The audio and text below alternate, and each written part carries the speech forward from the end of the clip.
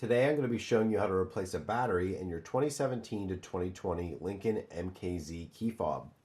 This key fob takes one CR2450 battery, and if you need one, you can check out the link in the description below where you can purchase one. So to replace the battery in this key fob, you will need a small flat tip screwdriver, and the first thing we're going to do is remove the physical key by pressing this button and pulling the key out and setting it to the side. Next, we'll grab our flathead screwdriver, and here's a slot where you could put in the screwdriver, twist it, and this panel will pop off. You can take the panel off and set it to the side, and you can see our battery is inside there, our 2450 battery. Now we need to take our screwdriver and one of these holes, stick the tip of the screwdriver inside and slowly work that battery out until it comes out. Get rid of your old battery, take your new battery and slide it in with this side first.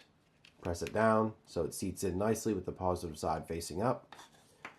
Take this cover, and you have two tabs here that you need to align with this side of the key fob. Put that side in first, snap it together, then we can replace our physical key, and we're finished.